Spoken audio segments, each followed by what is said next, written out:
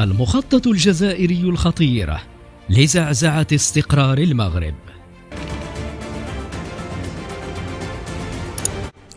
قناة المغرب.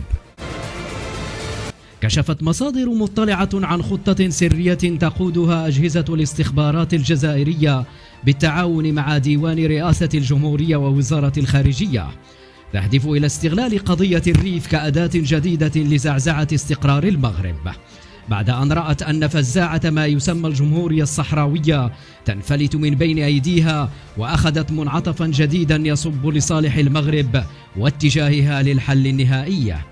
السلطات الجزائرية وبتعليمات مباشرة من حكام المرادية قررت رصد موارد ضخمة لتدويل قضية الريف والعمل على تقديمها للعالم وخاصة القارة الإفريقية كقضية استقلال مزعومة.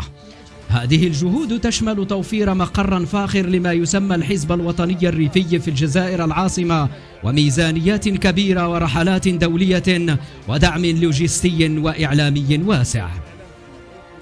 الخطوة الأولى: بدأت الخطة بالفعل بتنظيم المؤتمر الأول لما سمي الحزب الوطني الريفي في الجزائر، والذي أطلق عليه اسم الدورة الأولى ليوم الريف في 23 من نوفمبر الماضي.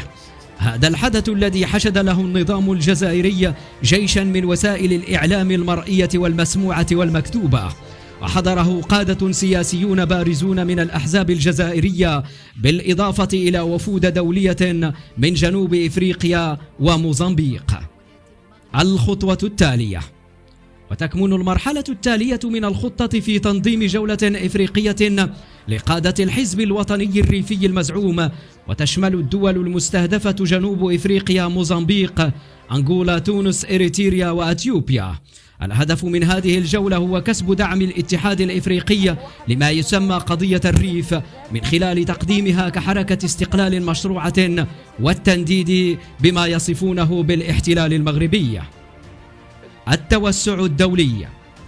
الخطة لا تقتصر على القارة الإفريقية، بل تشمل أيضا تنظيم جولات لقادة الحزب الوهمي في دول أمريكا اللاتينية مثل فنزويلا، كوبا وبوليفيا، موطن النفوذ الجزائري، والدول المعادية للمغرب، حيث يتم التركيز على الترويج لادعاءات اضطهاد سكان الريف من قبل المغرب.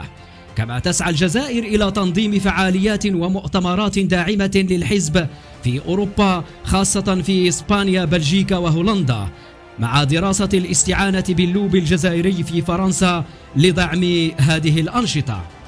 الهدف الأساسي: يكمن الهدف الأساسي في الخطة السرية الشيطانية لنظام المرادية في تشويه صورة المغرب على الساحة الدولية وشيطنته عبر تقديمه كقوة احتلال قمعية. ولهذا ووفقا للمصادر تم تخصيص ميزانية أولية قدرها 5 ملايين يورو من أموال سوناتراك لتنفيذ هذا المخطط، مع إمكانية زيادتها إذا دعت الحاجة. ويشرف الرئيس الجزائري عبد المجيد تبون شخصيا على تنفيذ هذه الخطة التي ترمي إلى إحداث استراتيجية جديدة ضد المغرب وفتح جبهة جديدة ترمي في النهاية إلى إنهاك المغرب وتقسيمه دويلات صغيرة كي يتسنى للنظام الجزائري التوسع وفرض سيطرته على المنطقة بشكل مطلق.